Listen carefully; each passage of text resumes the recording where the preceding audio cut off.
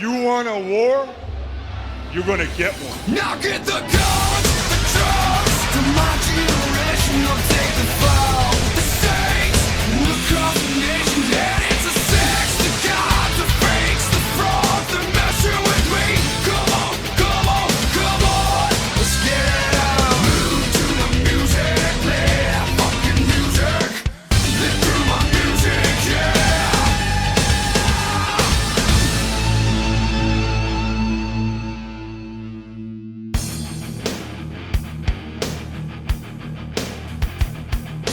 Hey yo, welcome back to Reliving the War and welcome to the 1st of February 99. This week Raw's a tape show from Tucson, Arizona and Nitro comes live from Minneapolis, Minnesota. We have a new WWF champion, but those of you who watched my halftime heat video would already know that. Mankind reclaimed the WWF Championship in the empty arena match during halftime heat, so it looks like the WWF are playing hot potato with their World Championship. Speaking of Mankind, here's Mick Foley with this week's jam-up guy, Mitch Little. Mitch always wears his wrestling bio shirts when going to conventions and he spreads the good word to guys like Foley and Lex Luger. So thank you very much, man, and thanks to everyone who visited chinlocks.com to pick up a shirt.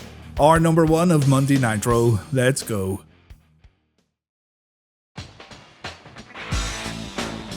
Curt Hennig is seen arriving to Nitro with Barry Windham. These two are going to enter the tag team title tournament, but strangely, they also want to end Steve Blackman's career while competing on a completely different show. What does this mean? WCW's resident hornball, Scott Steiner, approached Kimberly before the show went on the air, and Mrs. Page took a better bump than David Flair. Scott says Kimberly slipped, but I'll let you be the judge of that. In the arena, Mean Gene welcomes K-Dog and Rey Mysterio to the ring. Mysterio reinforces how much his mask means to him, and he now understands that Lex and Nash must have some sort of personal vendetta against him. Mysterio grew up watching Lex and Nash, he really respects them, but seeing as Lex in particular won't show Rey any respect, then Mysterio's gonna have to beat it out of him. Konnan says Lex and Nash went for Mysterio to get a K-Dog himself, but these guys now have a problem. K-Dog says you don't have to be a big guy anymore to get into wrestling, and this is something Lex and Nash are gonna learn sooner rather than later.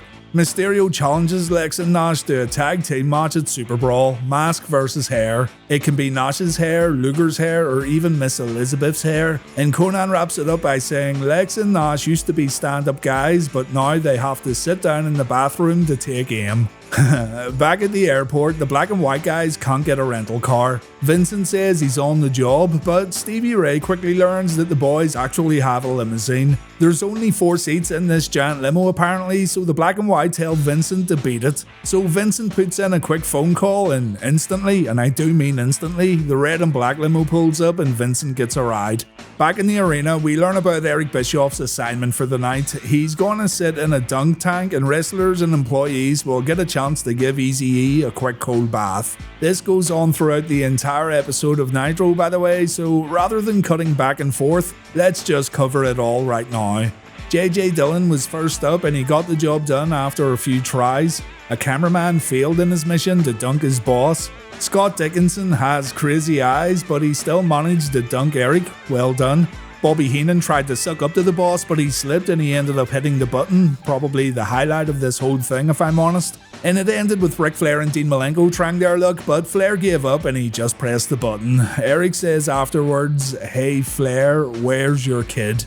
Curt Hennig and Barry Windham advanced in the tag team title tournament when they defeated Chris Benoit and Dean Malenko. The match was very good and it felt like a return to form for Curt Hennig. The Minnesota crowd were very hot for their boy Curt, but Barry wasn't bad here either. A pretty physical match that ended with Hennig and Windham going over clean after Benoit took a perfect plex. WCW still put on the best tag matches, especially now, seeing as one of WWF's most popular teams, the New Age Outlaws, don't seem to tag up anymore for TV matches.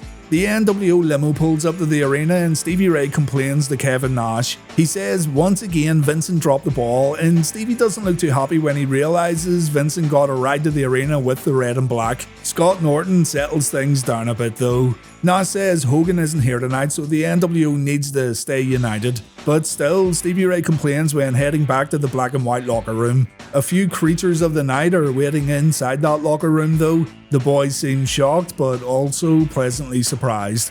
President Ric Flair confirms that Hogan isn't here tonight. His private jet broke down and WCW couldn't book him on another flight. But Flair also notes that the NWO is once again falling apart, with guys on one side being happy and guys on the other side being left out in the cold. Hogan didn't only fail to make it to the building, he also failed to lead the New World Order. Flair's ready to bring the belt back to WCW at Superbrawl, and someone else who's going to win a championship at the upcoming pay-per-view is Chris Benoit. Chris Benoit versus Bret Hart for the US title is going to happen at Superbrawl, and there's nothing Bret can do about it. At that very moment, Scott Hall and Disco Inferno come down to the ring, and Scott's not happy about Benoit getting this title shot. Scott says Benoit is only getting this opportunity because he cleans the Nature Boy's car, and Scott believes he should be getting this title shot. Chris Benoit then marches down to the ring, and after taking a toothpick in the face, Benoit launches an attack and Disco gets decked too. It all ends with Flair booking a Scott Hall versus Chris Benoit match for Nitro tonight. The winner gets to face Bret at Superbrawl, and that match is going to be our main event.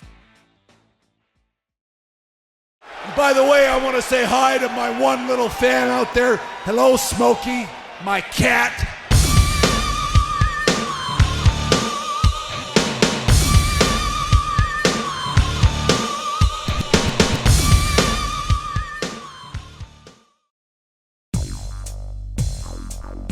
We learn at the beginning of Raw that Shane McMahon's in control tonight. Vince is down in Victoria, Texas trying to find Stone Cold in order to get that contract of his nullified. So we're going to check in with Vince in just a moment. The Rock's due to show up in around 20 minutes. Nobody from the corporation offered Kane a lift to the arena, but Shane's still going to head to the ring and cut a promo. Meanwhile, over on Nitro, Kenny Kaos takes on Van Hammer. Shane wants to address the crowd all alone. He says he's a McMahon and he doesn't need any backup, so he sends Bossman, Test and Shamrock to the back. Shane tells the audience that Vince is going to provoke Austin into breaking his contract when the chairman finds Stone Cold in Texas. If Austin lays a finger on Vince, he'll get fired on the spot, so do keep in mind that Stone Cold has to wait until St. Valentine's Day Massacre before he can legally beat the shit out of his boss. Shane wants to show the cage off, telling fans that his dad's going to beat Stone Cold inside this steel structure, but Shane didn't know that X-Pac was sitting up there waiting for the cage to be lowered. A great little moment right here. Backstage, DX are taking care of the corporation. Shane's talking a lot of trash about X-Pac before he notices he's even up there, and when X-Pac jumps down, Shane decides he's going to try and fight the European champion inside this cage. It was going well for X-Pac until Chyna showed up. Chyna stopped the Bronco Buster and X-Pac refrained from smacking Chyna in the mouth, so he turns his back and he ends up taking a low blow from the ninth wonder of the world. X-Pac then gets beaten up by Chyna and Shane McMahon. Michael Cole says the only reason Chyna joined the corporation was for money and nothing more, and when the beatdown ends, Chyna gives Shane a hug like she's Shano's concerned mother. McMahon, Briscoe and Patterson meanwhile arrive at a bar in Victoria, and McMahon tells his stooges that they look absolutely ridiculous. Vince approaches the bar, he asks the bartender if she's seen Stone Cold Steve Austin lately, and when Vince presses the matter a little too much, the woman behind the bar pulls out a baseball bat. The boys decide to leave the bar, and you know what the hell, we might as well check out all these segments right now, but I'll leave the finale until later on. The corporation go to another bar and Patterson approaches a few ladies playing pool. He says us cowboys get very lonely on the trail to this one lady, and he takes a knee to the balls for being a dirty creep. Gotta say, this lady was one bad actor. The boys then visit one of Austin's favourite restaurants and the Stooges say the food's great. McMahon takes a bite and he absolutely hates it, so Patterson and Briscoe change their tune and they demand to see the waitress. Old Jerry gets his food smashed on his brand new cowboy hat. The boys then get a tip off that Stone Cold's in a gun shop and he's waiting behind that very door. The lads go in, Vince raises his voice, but that's not Stone Cold. It's a lukewarm Stephen Hoffman, I don't know. Lukewarm pulls a shotgun on Vince before actually telling McMahon where Steve is. He's in the Arky Blues bar, so we'll see how this wraps up a little later on in the show. On Nitro, I'm happy to see my boy Kenny Kaos get some in-ring action, but I'm disappointed that it's just a throwaway match against Van Hammer. Remember when Kenny won the tag team titles with Rick Steiner? That seems like ages ago now. Mike Tenay announces that Jan Baba passed away the night before this episode of Nitro, and he offers his condolences. Back in the ring, I was getting all excited when Kaos pulled off a springboard missile dropkick, but guess what? Van Hammer won with a spinebuster. I'm so done with this company. Thankfully though, the Sandman makes his Nitro debut immediately after the bell, so it's all good. Sandman, who would become known as Hardcore Hack, goes to work on Van Hammer, and even Kaos takes a few shots with Hack's trusty Singapore cane. When the ring clears out, Hack says he's been hardcore long before all these other Johnny-come-latelys in WCW. He then lies and he says he had the first ever barbed wire rope match, and he says he was the first man to ever use a barbed wire baseball bat. But the Hardcore Hack's now here and he's the king of extreme, apparently. Hack then calls out Bam Bam Bigelow. He wants to fight the beast from the east. Hack vs Bam Bam Bigelow's our next match on Nitro. On Raw, we've got Billy Gunn vs Val Venis. Ken Shamrock joins the commentary team saying his Val Venis gave his sister a good old saying too. Billy Gunn's no angel either, but Shamrock's more pissed off at Venis for taking advantage of his very generous sister. The match gets underway and Badass takes the advantage early on. Lawler reminds Shamrock that his sister starred in Venus' latest movie, and Ken says that kind of filth should be banned from America. There's no place in society for smutty home videos. Ken then says he's never watched an adult movie in his life, and Jerry says Michael Cole has a huge collection back at home. Shamrock must be doing something right though. The crowd are chanting Shamrock sucks as Billy Gunn applies a chinlock. So yeah, fans are making more noise about Shamrock than they are about the actual match. As Val Venis hits a spinebuster, Ken Shamrock's getting more and more heated on commentary. It's actually quite funny as Jerry keeps talking about Val Venis's grubby little hands all over Kenny's sister, and it reaches a point where Ken tells King to shut up or he's going to get his head put through the announce desk. Finally, Shamrock has enough and he ends up smacking Val Venis with a steel chair. Billy Gunn gets Ken out of the ring, but just like last week, Venis thinks it was Billy who blindsided him. So Venis takes Gunn out and that's how it ends. Seriously, the most entertaining thing about this was Ken Shamrock on commentary. Backstage, Mankind wants to splash The Rock's cash on some very important purchases, such as hiring Max Meanie for a few days. It only cost Mick $487 and he's allowed to take Max Meanie home to play with his kids. The Rock, meanwhile, is not happy about this. He phones Vince McMahon and he tells the chairman what's going on, and Vince says there's more where that money came from and Rock shouldn't worry. That doesn't seem to be the answer the Rock was looking for, so the Great One's going to take care of business all on his own. On Nitro, Bam Bam rushes into the ring and he takes a ton of shots with Hack's kendo stick. He gets beaten, choking out, sent to the outside, and kicked so hard that he falls into the guardrail. Hack's having a lot of fun at Bigelow's expense right now, but Bam Bam turns it around by using the ring post. And back in the ring, Hack takes a chair shot right to the head. I'll never get used to calling him Hack, it's just such a dumb name. Bigelow hits his opponent again with that chair, but Hack comes back with a boot in the corner and more shots with his kendo stick. Bam Bam takes a bulldog before Hack ties barbed wire around the top turnbuckle, and after more mindless weapon shots, it's Hack who ends up taking the barbed wire in the back. Bam Bam runs in with a big splash. He then gives Hack some greetings from Asbury Park on the chair, and Hack, the self-proclaimed king of extreme, loses his debut Nitro match. Following the match, we see a pre-recorded NWO promo featuring Lex and Miss Elizabeth. They put each other over in typical NWO fashion, so it seems that these two are going to have a much more elaborate on-screen relationship moving forward. Debra gets interviewed next on Raw while DDP goes looking for Scotty Steiner on Nitro. Clearly, the WWF didn't watch Debra's promos in WCW before booking this quick interview. Kevin Kelly thinks Debra played a key part in last week's tag team title match, and she says, yeah, it was a combination of the champ's abilities along with Debra's irresistibility. Her body is apparently built for both business and pleasure. Big Mark Henry walks out. He says Pleasure's his middle name, Mark Pleasure Henry, and he hands Debra a rose before saying he and Debra should hook up. Mark then says he's the kind of chocolate that melts in your mouth and not in your hand, the big dirty hornball. But then Mark gets jumped by Owen and Jarrett. The crowd boo as the tag team champions attack Big Mark, and Debra seems to be pretty happy with how things turned out. Backstage, Mankind tells Kurrgan it's now time to invest in the future. Interest rates are down, the economy's booming, stonks go up, and it's time to buy in. Kurrgan says he has no money, so Mankind hands him some of The Rock's cash to secure his family's future. Kurrgan says, "Jeepers, thank you, we need to bring Jeepers back." On Nitro, Billy Kidman tells DDP what happened during the Nitro Girls dance rehearsal earlier on, and Paige goes looking for Big Papa Pump. Paige is absolutely livid and he goes right for the NWO's dressing room. Dallas wants to know where Scott is. Nash says he went for a coffee, but DDP knows that these boys won't stooge off their buddy. So he instead threatens every NWO member he lays his eyes on. He says they all better pray to God that Kimberly's alright. DDP leaves, Steiner emerges from another room, and he says DDP's probably looking for this. It's Kimberly's outfit. And look, there's a freak in there too who could very well be Kimberly Page. Nash then tells Vincent to go out there, tell DDP he can have a match against Steiner at Superbrawl, and while he's at it, Vincent should smack Page right in the mouth.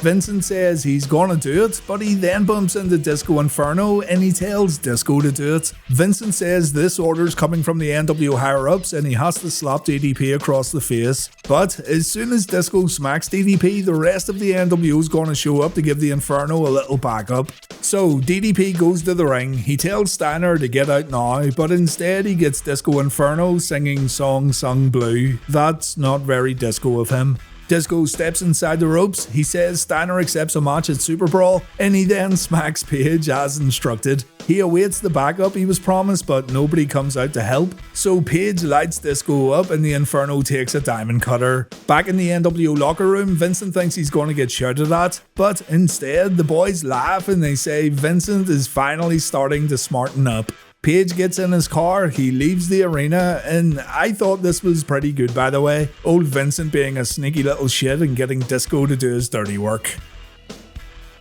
Next on Raw, we have Terry Runnels forcing D'Lo into another match. On Nitro, Billy Kidman takes on Lash Leroux.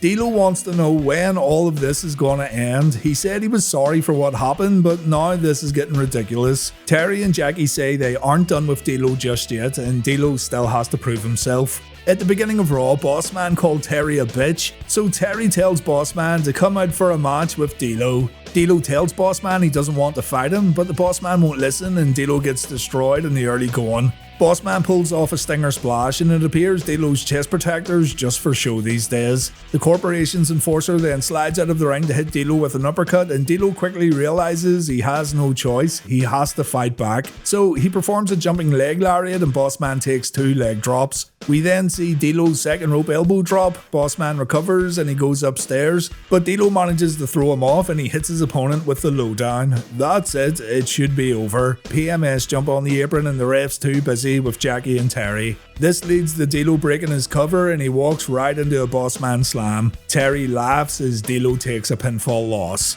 Bossman attacks D'Lo after the bell with his trusty nightstick. So Mark Pleasure Henry runs down for the save, and it should be noted that Mark got a good crowd reaction both here and earlier on during the Debra interview.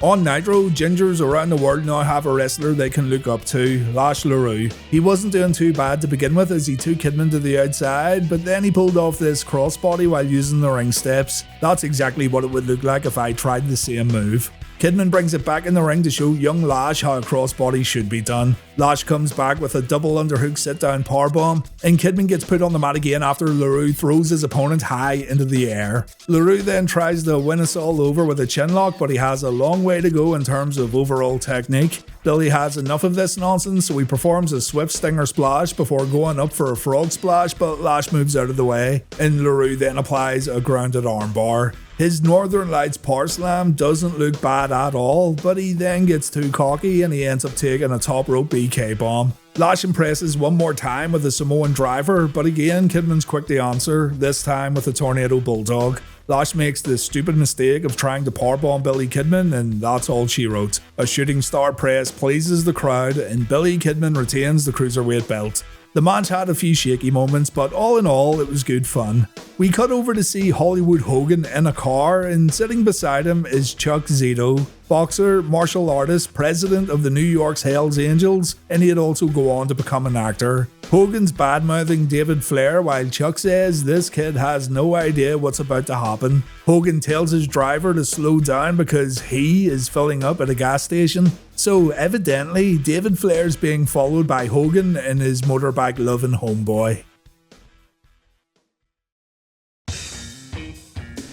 A Blue Meanie dance routine scheduled next for Raw. On Nitro, it's a Booker T promo. So, according to Michael Cole, this dance routine was ordered by a TV executive to see how well a male dance would do on TV. It's an odd excuse for the segment really, because Goldust shows up seconds into it and Blue Meanie gets his ass kicked. Something tells me there was something petty going on here and the WWF were throwing a small jab at the USA Network, because think about it, any other time they'd just have a guy get jumped during his entrance for a normal scheduled match. Meanie gets put in the ring, he gets hit with Shattered Dreams, and that's the dance routine over. A really strange piece of WWF television right here, and I definitely think there was a bit more to this. D'Lo's getting looked at by the doctor backstage, and the doctor reveals that Terry Runnels was never pregnant. D'Lo says, and I quote, "Don't you dare kayfabe me, doctor, shoot with me here." And the doc shoots from the hip when he says Terry was not pregnant when the accident on Raw happened.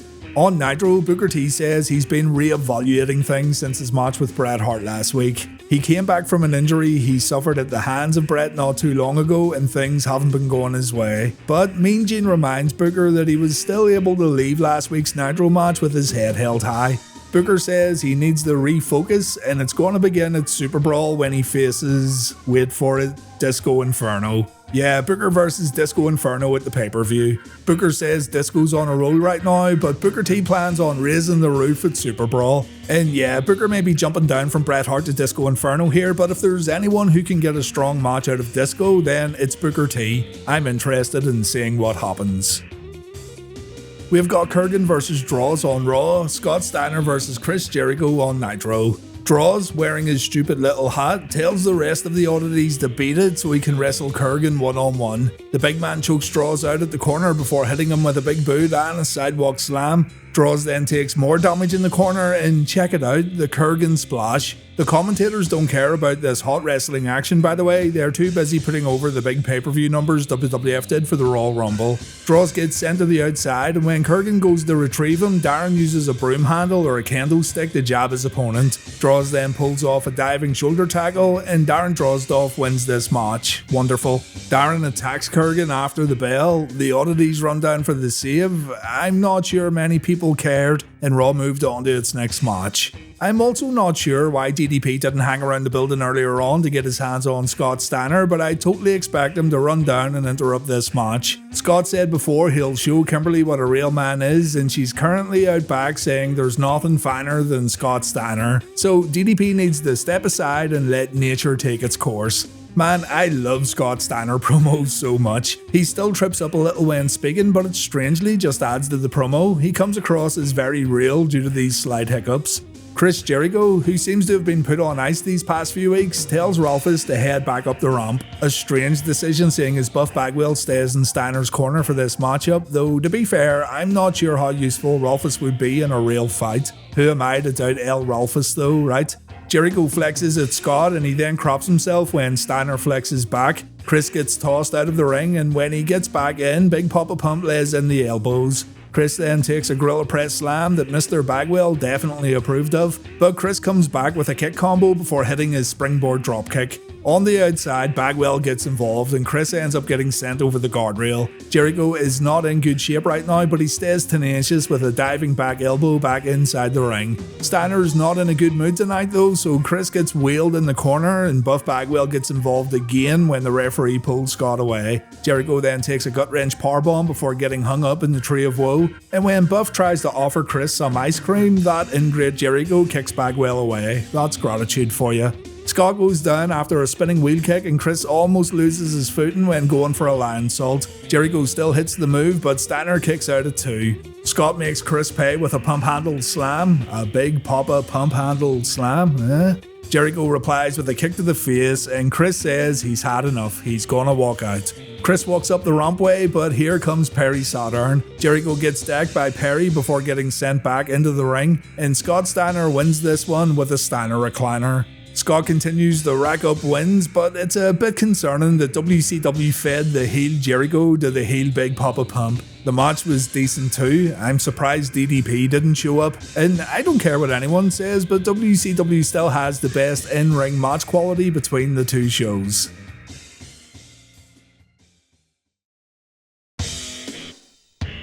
Kevin Nash and Lex Luger address Rey Mysterio and Konnan next. On Raw, we've got The Brood versus Viscera and Midian in a 3-on-2 match. The Undertaker watches this one from the stage and he keeps a close eye on the Brood as they make their way down the ramp. Undertaker was supposed to be part of this match, but he's got faith in Midian and the newly named Viscera, apparently. The match begins with Gangrel and Midian throwing hands, and Gangrel comes up a little short. Midian tags out after a back body drop, and Viscera comes in with a big body slam followed by a big leg drop. Everything this guy does is big.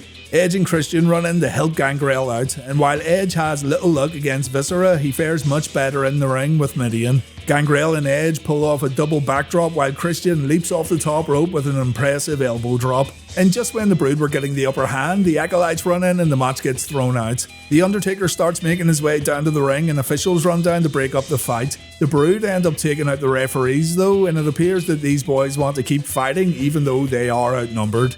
The Ministry destroy the opposition before tying a noose around Gangrel's neck. The Undertaker places a hand on Gangrel's forehead, and the Prince of Darkness then pushes Gangrel off the apron.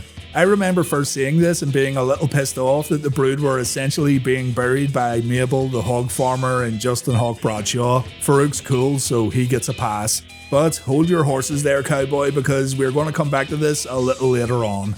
On Nitro, Lex Luger says he finds it quite humorous that Mysterio and Konnan would call out the big boys of the NWO. Nash can't believe these guys want a match against Lex and himself, and he's also a little surprised that Rey wants to put his mask on the line against the beautiful golden locks of Big Sexy in the total package. Nash accepts the match. After pondering it for a while, Big Sexy decides it should be Miss Elizabeth who puts her hair on the line, and even though Liz is supposed to act defiant to all this, she can't help but smile and laugh. She's very charming, is Miss Elizabeth. So there we go, another Superbrawl match. Nash confirms it. Ray, your mask.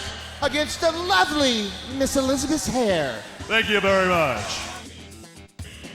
Mankind says he's got something for Debra's boobs. Debra wonders what's wrong with her big mama jammas, and Mick says nothing. They actually give him a tingly feeling all over when he sees them. But Mick's afraid that Debra could get a chest cold, something that could be fatal for someone with Debra's measurements. So Mick gives Debra a sweater and he tells her to have a nice day. What a guy. The WWF champ's going to come out to the ring next to cut a promo. On Nitro, Ernest Miller issues an open challenge. Mick says he doesn't feel too good after halftime heat. He probably doesn't look too good either, but the last time Mick checked himself in the mirror, he looked like he was the new WWF champion. The Rock's music then plays in the arena and the Great One comes out to address the man who beat him for that championship. Rock, who must have a bad throat because his voice is completely messed up, says Mankind wouldn't have beaten him if he didn't use a forklift in the empty arena match. Mick may be the champion, but after these last 2 weeks, Foley can't deny that Rock isn't the most electrifying man in sports entertainment today. The Rock took it to Mick at the Rumble and he took it to him at halftime heat, but now it's time for Mick to give Rock his money back. He has to give Rock his $97,000 back before the Rock whips his monkey ass. Mick says it's down to about 72 grand now, but that doesn't matter. Foley's changed his mind and he's not giving Rock his money back as promised last week. What he will do though is offer Rock another shot at the WWF Championship. Rock's got a great idea, a match that's named Last Man Standing. No pinfalls, no submissions. Rock promises it'll be more violent than the I Quit match, and Mick agrees to this stipulation. It's going to take place at St. Valentine's Day Massacre. Rock says Mick's going to find out why he's the great one and why he's the greatest WWF champion there ever was, and that's the promo over. What the Rock is cooking. On Nitro, Ernest Miller says he wants to fight, nothing new. He challenges anyone in the building to step inside the ropes for a match. We cut over to the NWO dressing room and Nash says that Ernest Miller just called Scott Norton out. Obviously, Miller did no such thing, but the NWO seem happy playing these games with each other and screwing each other around. Norton takes the bait, he comes out for the match, and the crowd welcome the hometown boy as he steps inside the ropes. Miller says he wasn't calling Norton out specifically, but he'll still whoop his ass. And yeah, good job Ernie, well done. Norton proceeds to chop the shit out of Ernest Miller, and the Cat's now re-evaluating his decision to host this open challenge. A low dropkick gives the Cat an opening, but as soon as he takes his eyes off the target, he ends up getting put on the mat with a lot of force. Norton starts no-selling, even a rake to the face can't stop him. The no-selling continues, as do the hard knife-edge chops, and look at Miller's chest, it's completely wrecked. At this point, there's no point in the Cat even wrestling the match because everything he tries to do has no effect on Big Scott Norton. Eventually, Miller sacrifices Sonny Ono and this lets Miller hit a super kick, but his subsequent kicks merely tickle Big Norton. A clothesline puts Ernest down and the match ends with a thunderous powerbomb from Scott. It feels like this match only happened so the Minnesota fans could see their hometown boy in action. It was an entertaining beatdown, but I'd always choose competitive matches over stuff like this. The Road Dogg and Al Snow take on the Acolytes next on Raw. On Nitro, Bill Goldberg cuts an in-ring promo. Very weird seeing Bill get interviewed by Mean Gene Okerlund, and really, it shouldn't be odd at all seeing as he's been in the company for so long. Mean Gene says Goldberg's still undefeated in Okerlund's eyes, and Goldberg says the past is in the past, forget about it. In regards to Bam Bam Bigelow, Goldberg tells Bam Bam to look in his eyes. What does Bam Bam see? The cult of personality. No, Bam Bam should take a look and realize that there's no fear in the eyes of Billy Boy Goldberg. Bam Bam talks the talk, he calls himself an extremist and the beast from the east, but to Goldberg, Bam Bam's only one thing. You're next!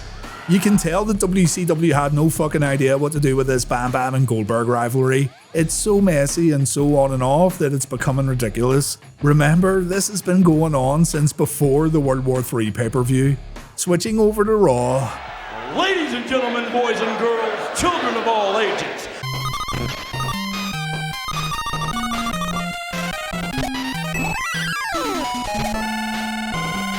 Shut up.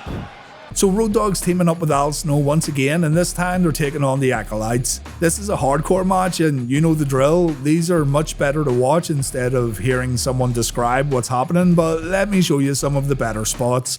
Here's the Road Dogg sticking a pencil in Farouk's eye. Bradshaw almost taking Al Snow's head off with the ring steps. Man, if that would have connected. Al Snow grabs a chair and he hits Bradshaw and Farouk so hard on the head that I legit feared for Al's upcoming receipt, but thankfully it never came. Well, it didn't come to Al anyway. Road Dogg took a chair shot instead.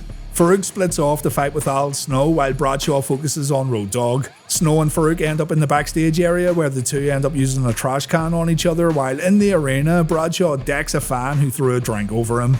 In the backstage area, Al Snow has a problem, a big problem named Viscera. Big Daddy V grabs Snow out of the air and he proceeds to put him through some scrap wood that was placed conveniently beside the building as Farouk makes his way back to the ring. So Road Dogg ends up all alone against two pissed off Acolytes. James tries to put up a fight but it's no good. He gets powerbombed through the table and the Acolytes win this tag team match. A few druids then come down to the ring and they start laying the boots in before the Undertaker's music begins to play. The dead man stands at the entranceway as the Ministry remove the druids' hoods, and oh my god, the Brood have joined the Ministry of Darkness. Michael Cole says the beating the Brood took earlier on was maybe a way for them to prove themselves to the Undertaker, and Cole also implies that the Brood were the druids a few weeks ago when the Undertaker returned to Raw for the Dennis Knight sacrifice. Whatever the case, the Ministry have grown a lot stronger, and I personally think the Brood fit very well into the Undertaker's faction. A good move here from the WWF.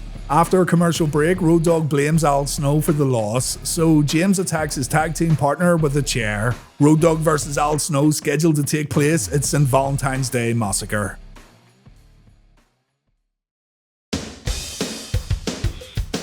Main event time. On Raw, it's Kane vs Triple H inside a steel cage. On Nitro, Scott Hall takes on Chris Benoit. The winner of this Nitro match faces Bret Hart at Superbrawl 9. This is Chris Benoit's second match of the night, and the Hitman joins the commentary team for this Nitro main event. Scott mocks Benoit by raising his arms up for a test of strength, so Chris blows his nose at the bad guy. Lovely. Bret Hart says hi to Smokey the Cat as Chris performs a dragon screw, and Hall then takes a baseball slide when he goes out of the ring. Disco helps by tripping Benoit up, but Hall can't follow up with his elbow drop. Hall then takes a drop kick and he knocks Disco off the apron, and Benoit's then able to lock in the crossface. Disco pulls Benoit out of the ring and the two have a brief scuffle on the outside. I was just wondering why none of the Horsemen came out here tonight to assist Benoit, but that question gets answered immediately when Big Steve McMichael shows up. Steve destroys Disco and the two end up fighting all the way back up the ramp, so that should even the odds a little back inside the ring.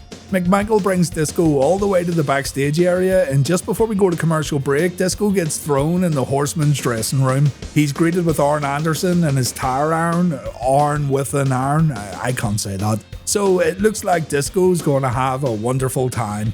Back in the ring, Scott finds himself in a sleeper, but he breaks free and we see the fallaway slam. He then applies an abdominal stretch, and as usual, Hull uses the top rope for leverage. Chris breaks free with a hip toss, and after a backbreaker, Benoit signals for the headbutt. Kevin Nash appears just as Benoit pulls off his signature move. Nash gets knocked off the apron and Benoit decides to go up top once again, but Scott stops Chris in his tracks and the bad guy ends up winning it with the outsider's edge. Scott Hall is now scheduled to face Bret Hart at Superbrawl. Not much to say about this main event really. It's good to see other guys get an opportunity to close the show, but we've seen better from both men. Before Nitro goes off the air, we see Wood from the Hood and his biker Michael Liker mate once again. They watch David Flair heading into a gym and they decide to head in to confront young David. Flair, Malenko and Anderson are watching back in the arena and Ric Flair seems very concerned.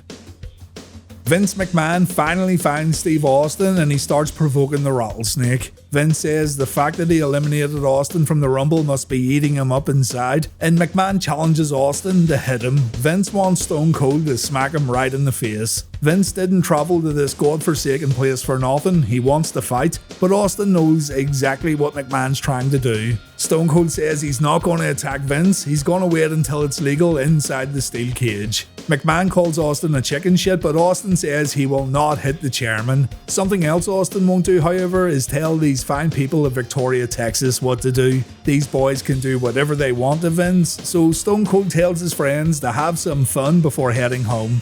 It ends with Vince, Briscoe and Patterson backing up from the group, and Jerry Lawler says this is like something from Deliverance. In the ring, Triple H tells that, and I quote, "Big bitch Chyna to keep an eye on this match. Hunter's gonna derail the big red machine." Kane makes his entrance and Triple H goes on offense right away. Kane comes back with a clothesline and a suplex. The referee then reminds Kane that he still has to set off his pyro, so instead of just forgetting about it, Kane does his little pose and he sets off his fireworks. Hunter gets rammed into the side of the cage and his short-lived comeback gets stopped with a headbutt. He then decides he wants to leave the cage, but Kane stops him in his tracks. Triple H has no choice but to fight back, so he rams his opponent's head into the steel a few times before once again trying to leave via the cage door. Kane stops Hunter. We see a diving clothesline from the big red machine. Hunter grabs a chair when he once again tries to get out the door, and the corporation's monster takes a shot right to the head. This isn't enough to keep Kane down, so Hunter hits the facebreaker knee smash. Again, Kane just gets right back up. Hunter takes a clothesline before Kane tries to escape over the cage. This unsuccessful attempt ends with Kane smacking his head off the canvas when Hunter throws him down, and we then get both guys fighting in the corner while also trying to get themselves up and over. Eventually Hunter drops Kane and Kane gets his wee red machine smashed on the top rope. Triple H pulls off the Harley Race knee while Kane's trapped between the ropes and the cage. Hunter then goes for the pedigree, but he gets backdropped into the cage before taking a chokeslam.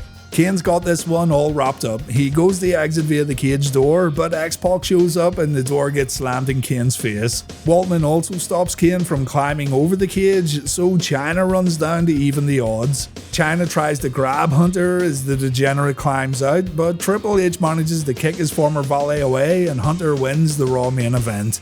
Kane's an absolute bloody mess as he goes after Hunter up the ramp, but Chyna tells Kane to let her former teammates have their little moment. Raw ends with Chyna wishing Hunter a happy Valentine's Day. She says in 2 weeks' time it's in Valentine's Day Massacre. Hunter's receipt will be short and painful.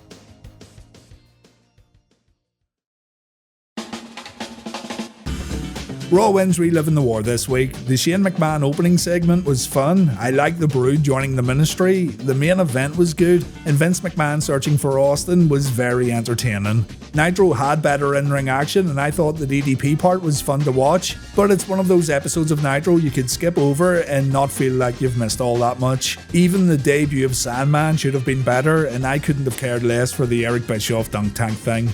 We've got 84 points for Raw, 68 points for Nitro, and we've got 19 ties on the board. Raw got an extremely good 5.9 rating this week, while Nitro dropped to a 4.7. Next week, Raw gets moved to Saturday night, but we'll just compare it to Nitro as usual. There's no point in complicating things. Raw comes from the Toronto Sky Dome, and it would really take a venue like this to contain a Steve Blackman vs. Rock match in the semi-main event. I can't wait. On Nitro, Tori Wilson makes her WCW TV debut, DDP's problems with Scott Steiner continue to escalate, and Ric Flair puts Bret Hart in a US title match against a legend of professional wrestling. I hope to see you all again next week. Thank you very much for watching, and please take care.